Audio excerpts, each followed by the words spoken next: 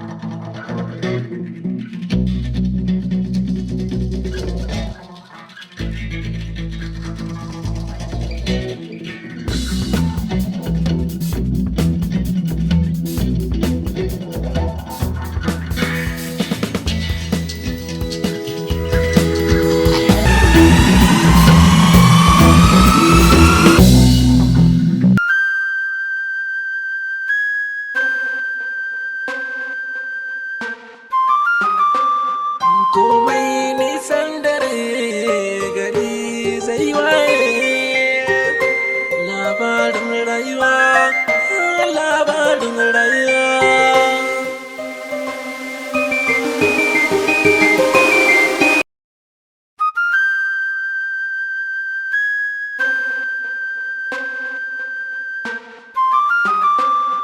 Komai nisan dare gari zai waye. Labarin rayuwa, labarin rayuwa.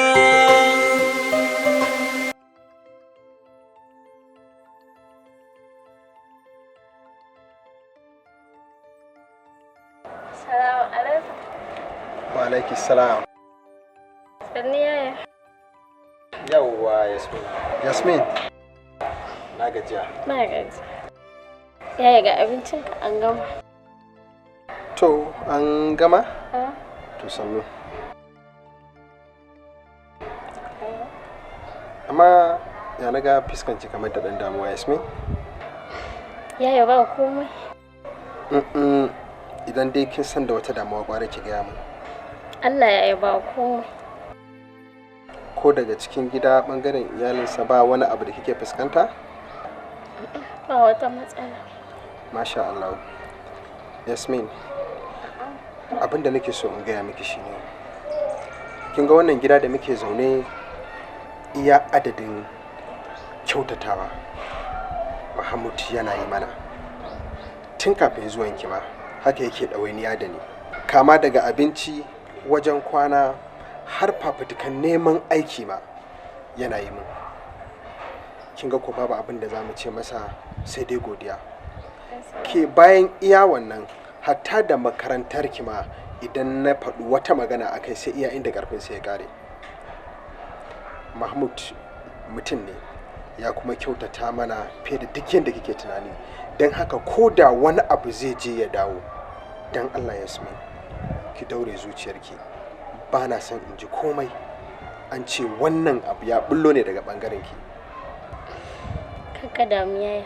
Insha Allah ba za a samu wata matsala da gare ni ba. To masha Allah, haka nake so. Allah ya taimaka mana. Amin. Nagode yaya. Nagode Yasmin.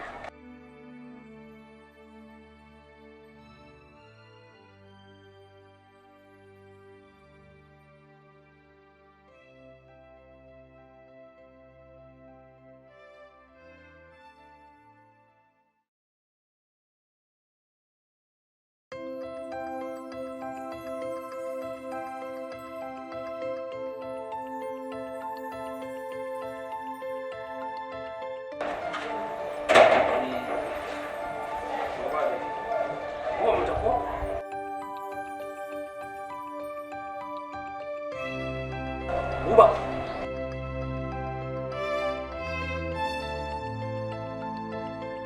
Buba. Haka fito? Na fito ina ta waya. Na gama kuma na ce Buba mu tafi, na ga baka ji ba. Shi isa na zo na taba ka. Lafiya ne? Wallahi ina dan tunanin rayuwa ne kawai. Wato Buba, labarin da Yasmin ta bani gaskiya ya ɗimauta min zuciya. Sannan kuma duk wanda ya ji wannan labarin dole ne zuciyarsa ta yi rauni.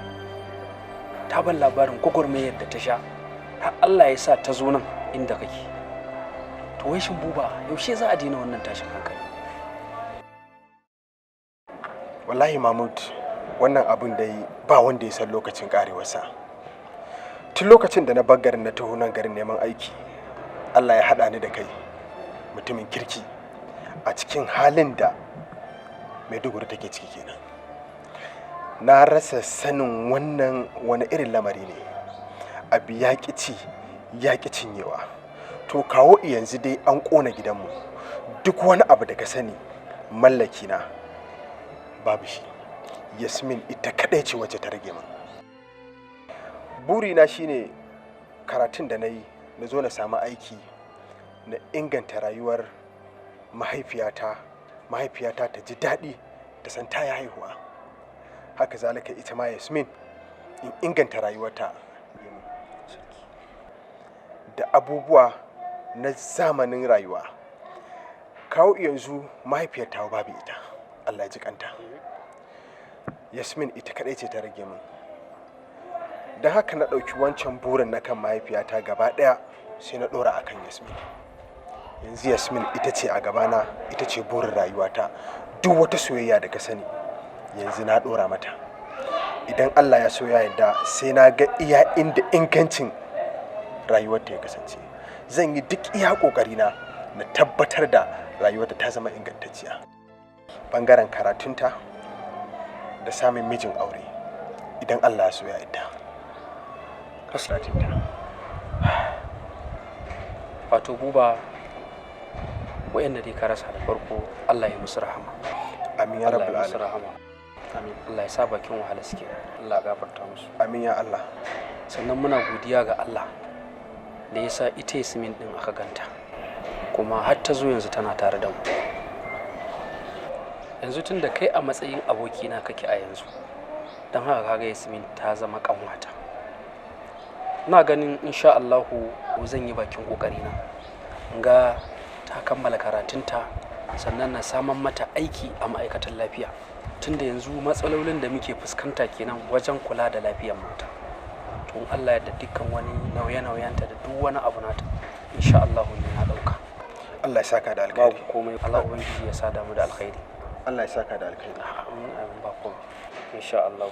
Nagode Muhammad. Babu komai. Allah ya bar kauna. Shiga mu tafi. Nagode.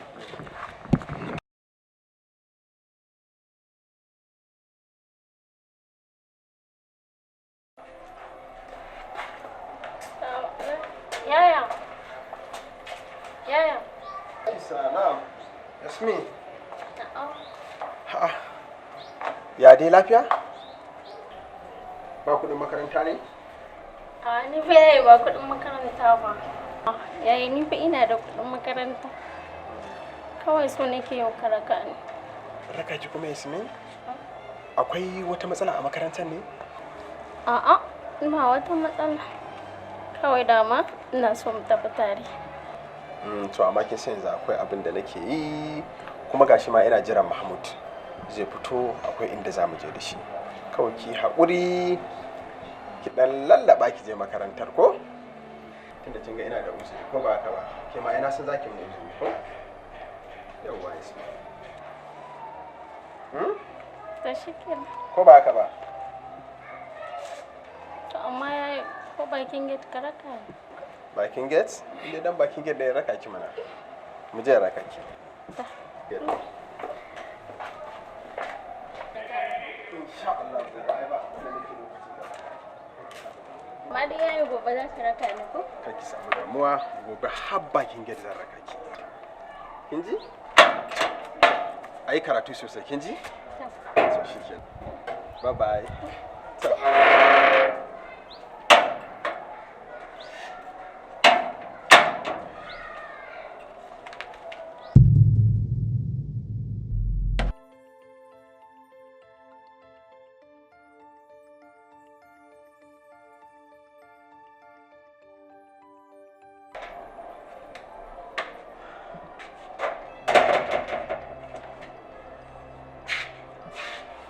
Buba, har har yanzu dai babu wani labari, ba a samu labarin wanda ya ganta ba ko kuma ya san inda take. Wallahi Mahmud, shiru. Wallahi lungu da saƙo, layika duk inda ka sani na bi, kai ban ma samu wanda ya santa ba balle ma wanda ya ganta. Inna lillahi wa inna ilaihi raji'un. Magana fa da muke yi da matata kenan. Ta ce ajiyan nan ma fa lokacin da za ta tafi makaranta take cewa bara in je in na dawo daga makaranta za ki mun kunshi. Dawowar da bata yi ba kenan. Inna lillahi wa inna ilaihi raji'un. Shiru kake ji gaba daya. Ai Mahmud, wannan abin sai dai inna lillahi wa inna ilaihi raji'un. Abin ya wuce duk inda kake tunani. To ina ganin ba zama zami ba. Bari na je na dauko ki din motata. In ya so za mu je, ina ga asibitoci za mu fara zuwa mu dudduba, sannan kuma mu samu mutanen unguwa mu ba su cigiya, bayan nan kuma mu je gidajen rediyo. Allah ya bayyana mana ita. Gaskiya ina ga raba ni da kanwata shimrita ya komai nisan dare gari zai waye. Labarin rayuwa, labarin rayuwa.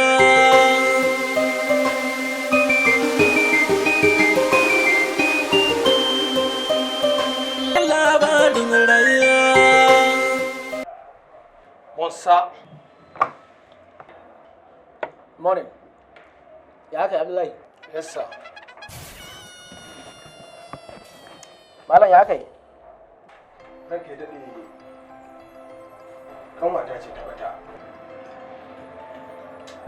Tun 15 October, kawa yau babu ita ba labarinta. Muna gida, muna zaune za ta tafi makaranta. Ta zo take ce min, yaya ka zo ka raka ni makaranta zani. To ni ban san cewar akwai wani abu da zai iya faruwa da ita ba. Tun da ta fita har yanzu sai zancenta. Asalinmu mu mazauna Maiduguri ne. Neman aiki ya kawo ni nan jihar Kano. Ita ma wani dalili ya sa ta. Yanzu dakata, an bincika asibiti? Mun je asibiti. Ba wani guri wanda ake tunanin cewar idan an je za a ganta, an ji ko ba a ganta ba? Mun bincika yin labai. To akwai wanda kake zargi? Yan labai ba wanda nake zargi. Okay. A je a kai shi ya ba da lambar wayarsa. Saboda idan wani abu ya taso, za mu san da kan Allah.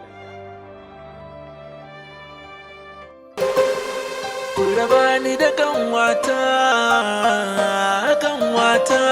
shimrita ya zan manta. Hello Sumayya. Ina gajiya?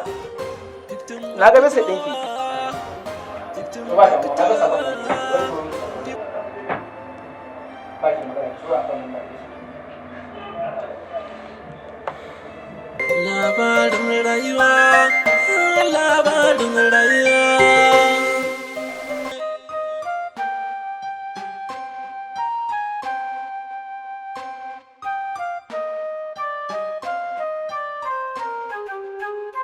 Labarin rayuwa.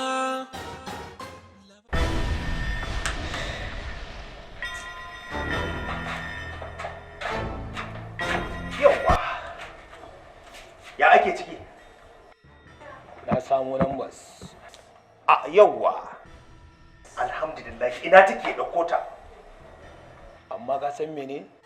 Ina ganin kafin a kirawo su ya kamata a ce an haɗa su da ita don su ji muryarta su tabbatar da abin da muke so haka ne. Wannan idea ta yi. Kawo. Wannan ita ce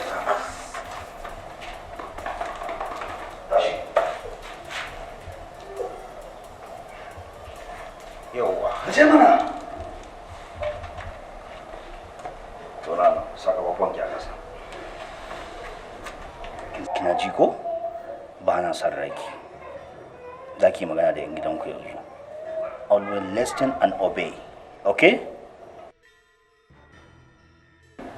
Yawwa, ta shiga. Assalamu alaikum. Ana buƙatar za a yi magana da ku. Saurari wannan. Ku saurari wannan saƙon. Yaya dan Allah ka taimake ni ne ta Yasmin. Yaya dan Allah.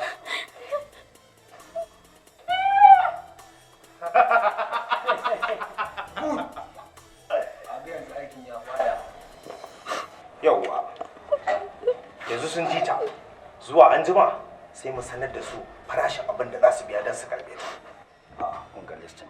Bai kamata mu irin wannan magana a gabanta ba. Tana fada wayo, tana da hankali. A sa ta ciki sannan mu ci gaba da magana da muke ko ba haka ba. Hanzari ba gudu ba. Ya kamata a ce yarinyar nan mun samu mata abin da ta ci ta sha. Saboda ya kamata mu banta haka ba, kar mu je mu fada wata komar ko ba haka ba. Jamal, ka ɗauke ta ka shigar da ita. Tashi kai kuma sai mu tashi mana, tashi. Ki ta mana. Komai ya rage na suna kan tashe ta za su ba mu kuɗi in ko ba sa so mu kuma komai ya rage na mu ga kenan. Mu ci gaba da sauraron su. Labarin rayuwa, labarin rayuwa.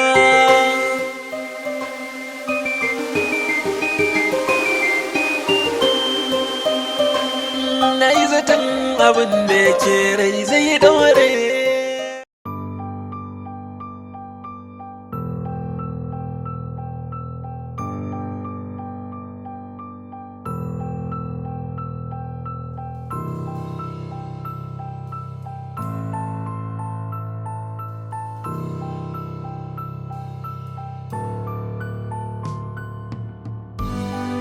A'a, yayi ni fa ina da kuɗin makaranta.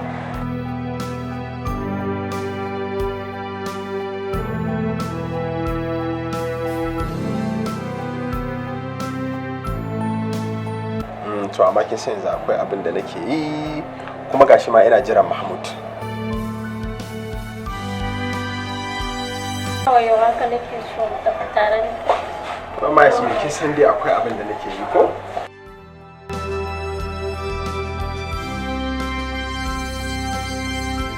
So mu tafi tare.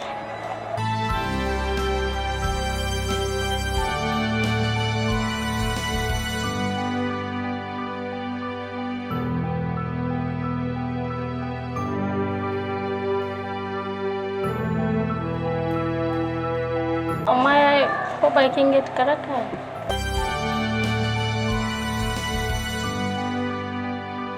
Bakin gate? Inda dan bakin gate ne ya raka ki mana.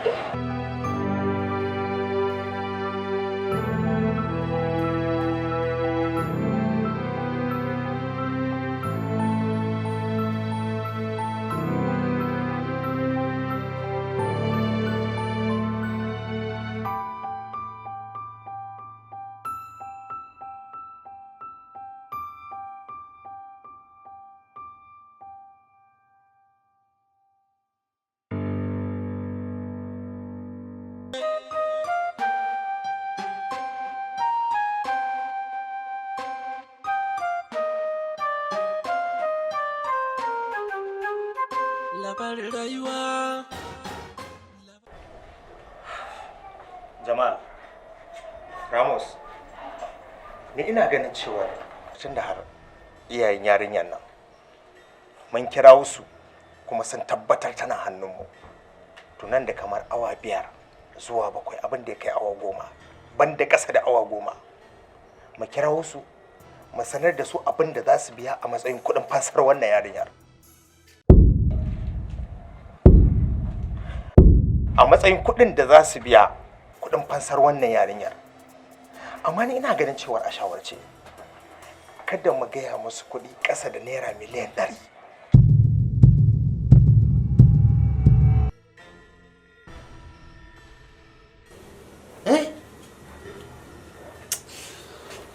Ka san me matsalar?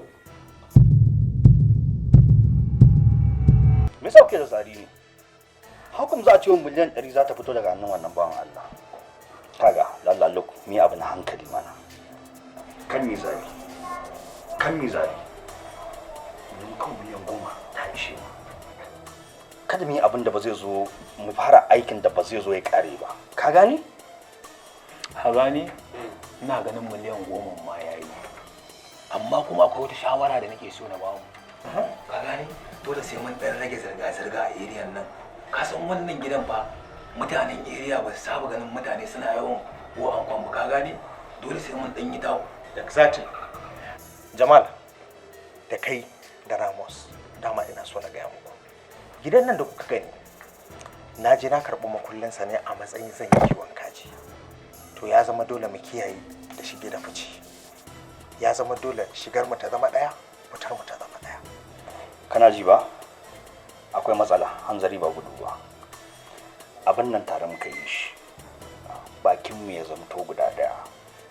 Mu kashe, mu binne tare. Saboda ka san menene? Ina da tsama da wannan a jawon gayan ne. Ai wannan gayan har yanzu ka Habba da Allah. Wai ya kuke irin wannan ne? Yanzu ya kamata mu samu haɗin kai akan wannan abu. Kar an jima yazo yana min wani wani. Ka gane ai, ba na son wani ba ma jituwa. Wai me yasa kuke irin wannan abin ne? Allah ya ne shi kawai ana Aikata laifin shi ba sirra bane? Duk ba tare muka yi ba? Me yasa kuke irin wannan abin ne da Allah? Da Allah, kaga Ramos. Ni ina ganin wa za mu samu wanda zai zauna mana ya kwana a wannan gidan. Dan ni dai ba zan kwana a nan ba. Ga sauro, ga rashin wuta, ga kaji. Allah ba zan iya kwana a nan ba. kaga kawai ni zan kwana. Normal ne wannan ba matsala bane. Ni zan iya kwana. Saboda ka san na taɓa yin aikin gadi. Na sha kwana a cikin motoci barantana nan. Ina nan kawai ku za ku iya yayewa. to a aboki na ka kula. Kai dalla gyara. Kula. Ramos. Da Allah a kula da Yarinya tana nan tana zaman kuɗi suna zuwa ma ba za ka ƙara ganin ta nan. Ramos. Dan Allah a kula da wannan yarinya. Ba mu kawo yarinya nan dan mu wahalar da ita ba. Dan Allah a kula da ita. Idan da kuɗi a hannunka, akwai kuɗi ma a hannunka. Da Allah ka tsama da Za ka sha shayi. komai nisan dare gari zai waye. Labarin rayuwa, labarin rayuwa.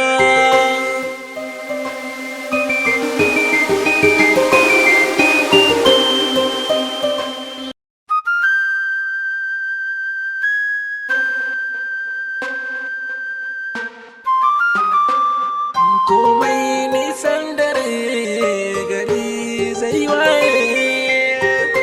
Labarin rayuwa, labarin rayuwa.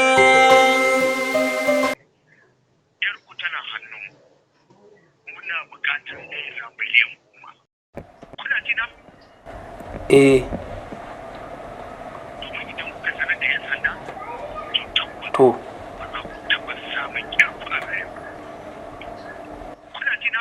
a yanda kuka ce haka za a yi.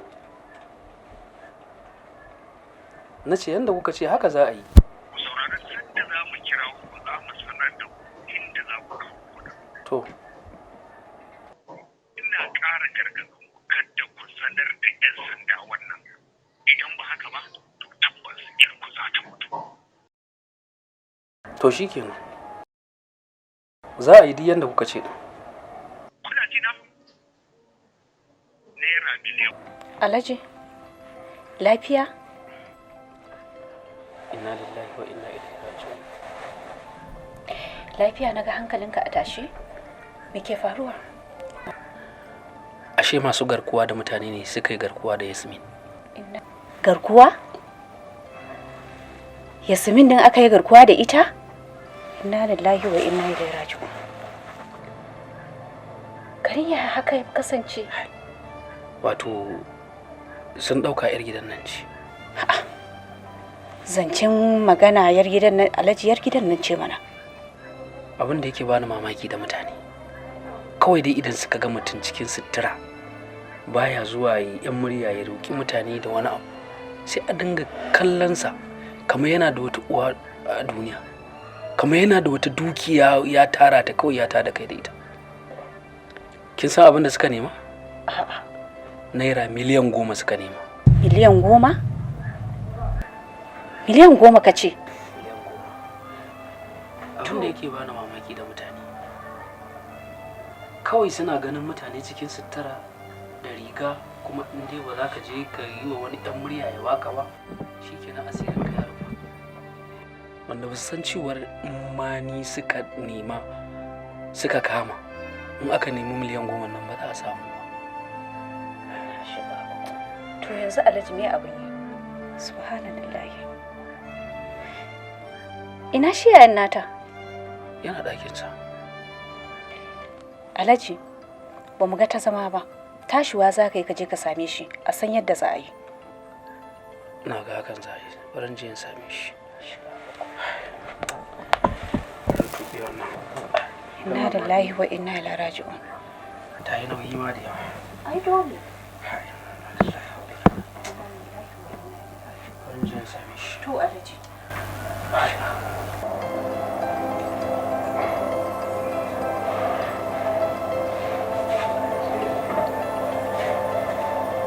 Assalamu alaikum. Wa alaikum salam. Mahmud.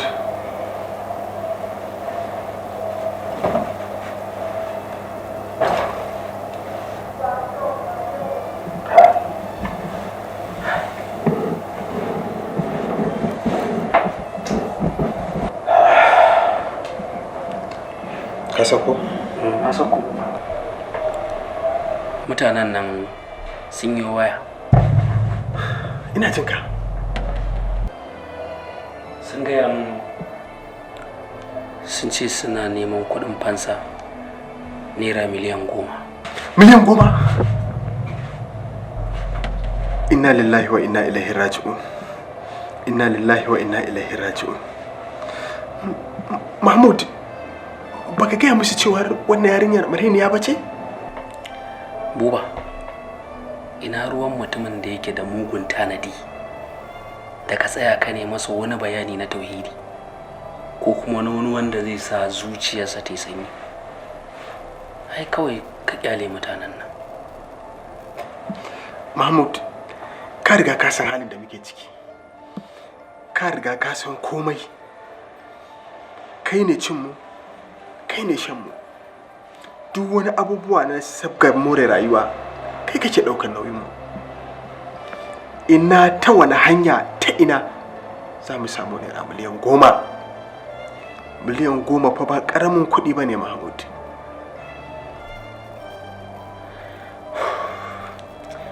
To, wani al'amari ne jarrabawa ce daga Allah. Amma da farko abin da nake so da kai, ka kwantar da hankalinka. Ka daina daga hankalinka. Duk da dai abu ne na damuwa. Sannan kuma insha Allah, sannan kuma zan tuntuɓi abokaina, zan nemi taimakonsu. Abin da Allah ya sa na haɗa, sai kuma mu zo mu ga me ya kamata mu.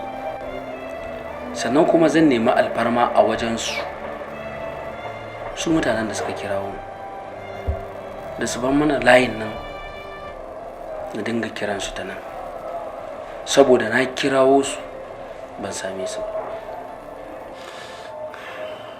Gaskiya ne, dole in shiga damuwa, Mahmud. Dole in shiga damuwa. Zan iya shiga damuwa da tafi haka ma. Yasmin ita kaɗai ce ta rage min yanzu a faɗin duniyar nan gaba ɗaya. Ita kaɗai nake kalla na ji sanyi, ina da wani bari na a kusa da ni. A yanzu a yau an ce babu ita, ina zan sa kaina? Inna lillahi wa inna ilaihi raji'un. Dole in shiga damuwa. Dole in shiga cikin matsanancin hali. Inna lillahi wa inna ilaihi raji'un. Allah ka shige mana gaba. Allah ka yi mana maganin wannan musiba.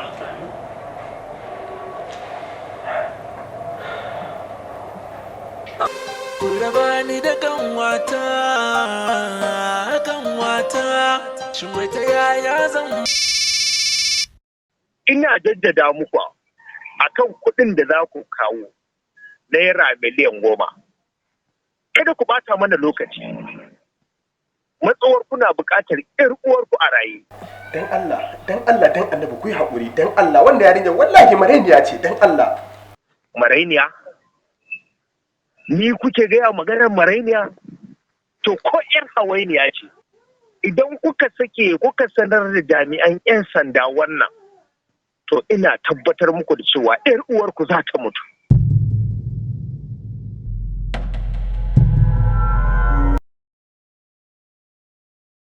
Ai kai me yasa kai magana?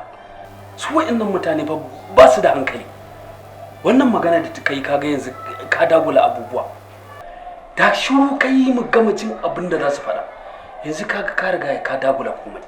Duk abubuwa sun riga su wa'annan wasu irin mutane ne daƙiƙai wanda ba san al'amarin rayuwa ba. Ka jawo suna faɗa wasu maganganu kuma da kaga yanzu abubuwan da ka to ai bare ne ya ce ai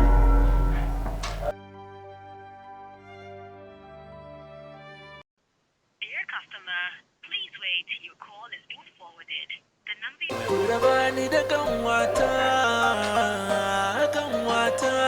shin wai ta yaya zan manta duk tun aka towa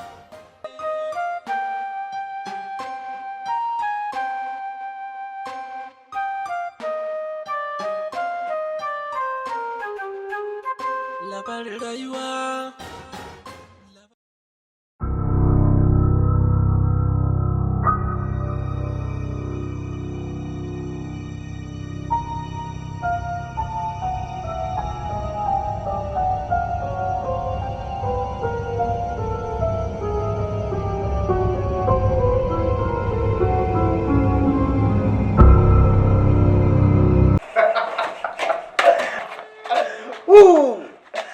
Ta faɗi ga sassa kai banza ta faɗa.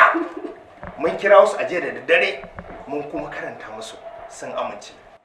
Nan da awanni kaɗan sunan mu millionaires. Abokina daga yau ka daina harkar kanikanci gura uba ka daina harkar cin karfi. Haka ne banza da Allah. Ka daina harkar kanikancin. Ka daina cin karfi. Gaya masa.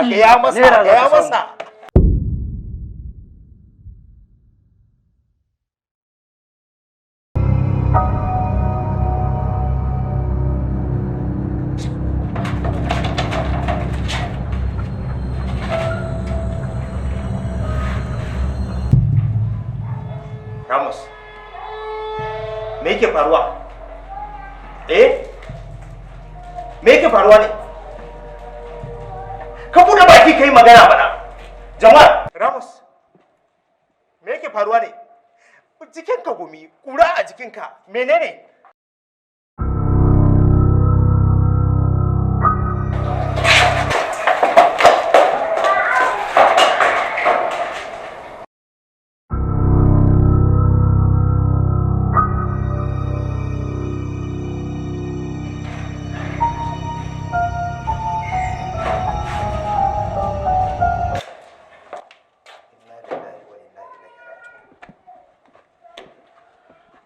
Ramos, ka cuce mu Ramos.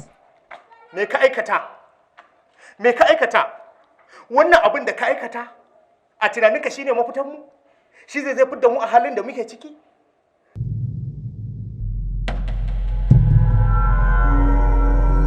Shi karka manta ba wannan laifin ba mu aikata shi ne dan shine abin da zamu yi a rayuwar mu ba. Jamal, ya cuce mu. Me na gaya ma akan wannan gaya? Me na gaya ma? Dan akuya ne na gaya ma, dan akuya ne wannan gaya. Sauran ina ma magana kan ganin sai iya ci mana amana. Amma ke gani kamar zancen banza ne. Da ka cuce mu. Dan akuya kawai a jawo. Kaga ya cuce mu. Wannan duk ba solution bane ba. Ka gani? Ka bari a cikin gidan nan. Da kada mai uban duka. Wannan kai mutum fanza. Ina gaba. Jama'a. Dalla. Ka bari kaje shi jama'a. Da Allah. Ka bari kaje shi ma. Ka saurara ka ji. Saurara da Allah ko ka san girman Allah. Jama'a. Tun da ka ci. Jama'a ka sauka. Tun da ka ci. Sauka jama'a. Ka sauka. Haba jama'a. Haba Ramos. Wannan fadan da kuke shine abin da zai fitar da mu. So kuke ku tona mana asiri? So kuke ku sa kowa ya san halin da muke ciki a wannan? To wannan abin da kuke aikatawa zai iya janyo mana daurin rai da rai ko kuma kisa gaba da mu da gani hamu. Wallahi ba za ka tsira ba.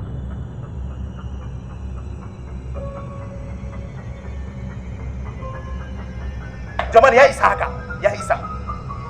Yanzu lokaci ne da ya kamata mu tsaye da hankalin mu tunanin mafita akan wannan abin da muke da muka aikata kuma shi ma ya je ya aikata mana.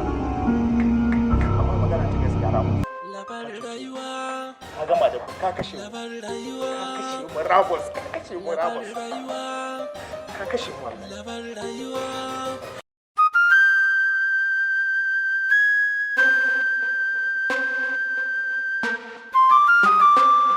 Komai nisan dare gari zai waye. Labarin rayuwa. Labarin rayuwa.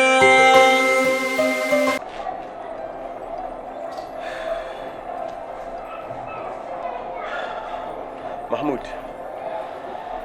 wato a gaskiya na yi nazarin kan cewar mutanen nan tun da an kasa samun su West ba ta shiga, ba wani hanya da za a ba a samu sadarwa tare da su. Gaskiya ina ganin wannan lamarin mu miƙa shi hannun 'yan sanda. A'a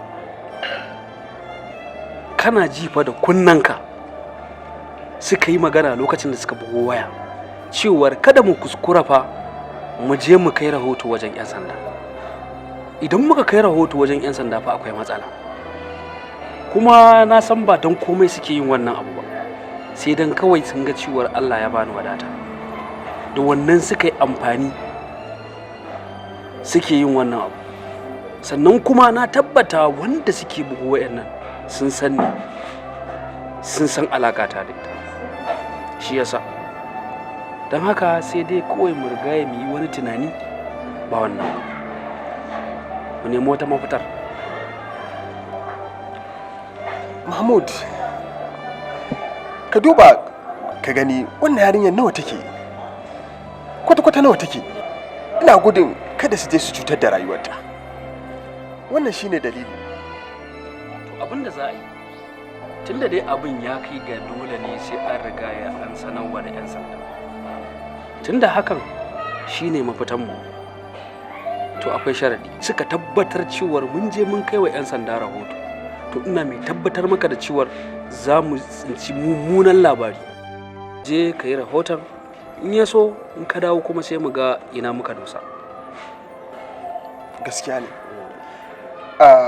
hakan yayi. Allah ya samu. Amin ya rabbal alamin. To shikenan, ba damuwa, hakan za a yi. Mu shiga mu je gurin tango mu ga kuma abin da zai faru. To shikenan. Abin da yasa na ce mu zauna mu tattauna magana da kai, saboda irin yanayin halin da ka shiga na damuwa. Wannan hali naka da ka shiga, ni kaina zuciyata ba ta nutsuwa a kansa. Wannan damuwa da ka saka, ka sani cewar kaddara ce Allah ya saukar, jarraba ce, wanda kuma idan Allah subhanahu wata'ala ya saukar maka da jarraba, to abin da ya kamata ka runguma ka yi haƙuri, saboda Allah subhanahu wata'ala ya ce ba yadda za a yi kana zaune sasakai ka yi imani bai jarrabe ka. Don haka kaga idan ka yi ƙoƙari ka yi haƙuri sai ka ci nasarar wannan jarrabawa. Ina fatan ka gane. Sannan kuma yanayin yadda kake samun damuwar ka zauna ka yi ta tunani, wani ciwo zai iya shigar ka, wanda za a iya zuwa ciwon nan ya zame maka wani ciwo na daban kuma da za a zo ana neman kai da gyar, wanda kuma zai iya kasancewa a lokacin da wannan ciwo ya shige ka ita kuma a ganta. Kaga kenan an karbi ɗaya bata gyaru ba. Don haka kaga ya kamata a ce ka sanya wa zuciyarka ruwan sanyi, ka yi ƙoƙari ka yi kokawa da ita, duk da dai abu ne wanda yake na damuwa. Ina fatan ka fahimta. Haka ne Mahmud, na gode matuƙa da irin kulawar da kake bani, sannan ina mai jaddada godiya a gare ka da irin kyawawan shawarwari ingantattu da kake bani akan rayuwata. Amma sai dai iya da kyau ka fahimci wani abu guda ɗaya. A halin da nake ciki fa ni fa na yanzu, a cikin ni'imomi da Allah yake yi wa ɗan adam guda 100, a halin yanzu ba ni da ko guda ɗaya. Idan kai duba da yanayinka, cikin wannan guda 100 kana da kaso 70, wanda 30 ne kawai ya rage maka. Kana da aure, kana da iyaye, iyayenka suna nan, danginka duk inda ka juya ka so kai ziyara, sa ka je kai ziyara. Abin da ya rage maka shine ‘ya'ya, kai ma ka kafa taka zuri'ar. Amma ni fa a zero nake. Kaga kuwa dole in shiga damuwa. Wannan kanwatawa ita kadai ce ta rage min a faɗin duniya. Amma duba yanzu irin halin da take ciki. Wala da ita, wala babu ita. Wala a same ta, wala ba za a same ta ba. Kaga kuwa ina cikin wani hali na haulayi. Ko da ban sa wa kaina damuwa ba, dole ne in damu. Saboda damuwar ita da kanta take sa wa kanta damuwa. Ko da ban shiga cikin damuwa ba, ina cikin wani hali, Mahmud. Ina cikin wani hali. Ai ba samun kanka a cikin wannan jarraba ko kuma wannan kunci na rayuwa ba yana nuna cewar a'a a haka zaka dawwama ba. Don haka ka sa wannan a ranka. In Allah ya yarda wata ran abubuwa za su canja. Ka sani cewar Allah subhanahu wata'ala zai fitar da kai daga cikin wannan kunci, ya sabunta maka rayuwa da zaka iya samun sanyi a cikin zuciyarka. Don haka ina ganin tunda haka ne to ya kamata ka sa wannan abun a ranka cewar watar insha Allah za ka samu afuwa a cikin rayuwarka. Ina fatan ka gane, kuma ne mana addu'ar Allah Ubangiji ya bayyana mana ita. Allah ya bayyana mana ita. Amin ya Allah. Allah shi ne mana gaba. Amin. Allah ya sa. Allah ya zama gatan.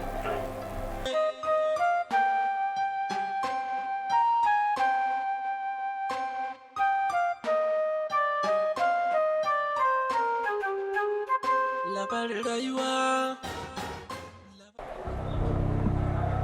Ba sai na ci gaba da magana ba, ba sai mun ci gaba da jan zance ba. Dole ne mu ci gaba da zama a cikin gidan nan har zuwa lokacin da dare zai tsala. Mu ɗauki gawar yarinyar nan mu fita da ita. Layin da muka kirawo gidansu mu karya shi, hatta wayar da aka kira din mu haƙura da ita.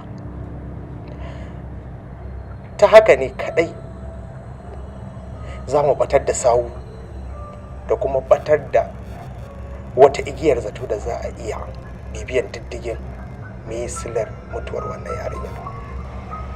Kuma ta haka ne za mu samu nutsuwa a rayuwa.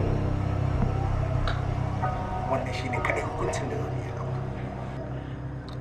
Gaskiya ne. Dole ka ce gaskiya ne. Ka riga ka aikata abin da za ka aikata. Ka cuce mu, hankalinka ya kwanta. Har kullum ba kwa gane irin haɗarin da ke cikin wannan takaddamar taku. Idan ba za ku daina ba, ku ci gaba da wannan takaddamar taku da kuke rainawa, da ita ce za ku tona mana asiri, ku janyo ai mana ɗaurin rai da rai.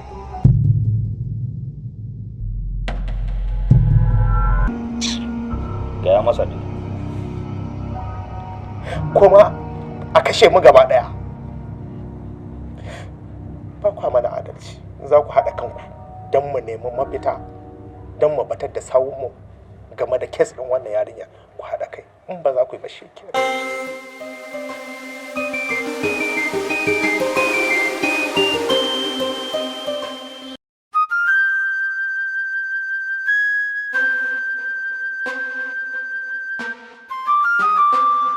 Komai nisan dare gari zai waye.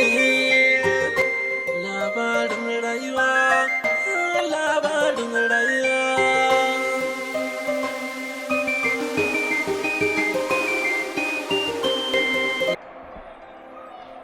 na lambar da suke kira ku. Yalla bai lambar tana gurin shi.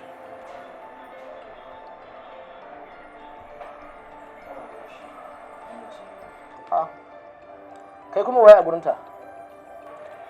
Yalla bai shine wanda nake gaya maka, wanda muke gidansa, wanda muka sauka a gidansa. Mahmud kenan. Ce lambar da suka kira ku da ita? ita ce.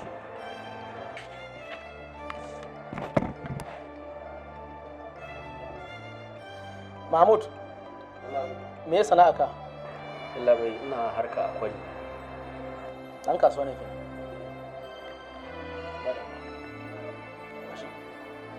To shikenan, za mu yi amfani da wannan namba wajen tracking ɗinta. Idan akwai wani information kuma, za mu sanar da kuma Allah ya. Allah bai da Allah a taimaka saboda yarinyar nan marainiya ce. Kaka da Mahmud, in Allah da za mu iya ƙoƙari. Wannan aikin mu ne. To shikenan mun gode. Amin ya insha Allah. Mun gode. Raba ni da kanwata, shin wai ta yaya?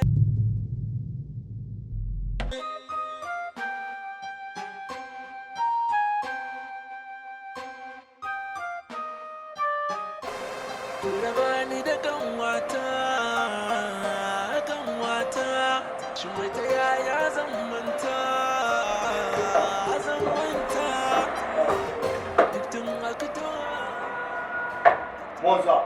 Morning. Okay, filin ne?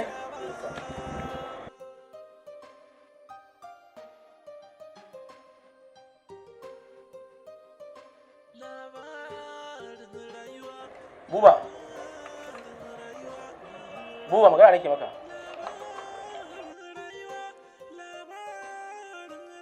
Zo kai mana signing a nan gurin. Wanda hakan zai bada dama a ji a ɗauke ta a ji a yi mata sutura. Ba zan yi ba. Ba zan yi signing din ba. Ba zan yi signing din ba har sai lokacin da kuka gano waye ya kashe ta. Haba Buba. Ya saka ce haka. Mahmud, kai haƙuri. Wallahi ba zan yi signing din ba sai lokacin da suka gano waye ya kashe ta. Ba aikin ku bane? Buba wannan aikinmu ne fa. Aikinmu ne. Kuma Allah da za a samu nasara da izinin Allah. Bayan haka, bai haƙuri ka zo kai sani ina.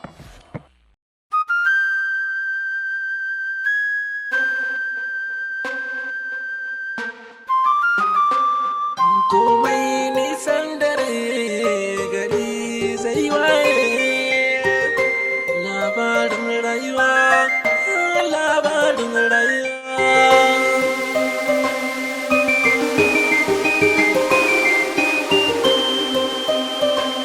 Na yi zaton abin da ke rai zai daure. Karki saka na zub da hawaye zan kware. Kin ci amana ta Allah na gani.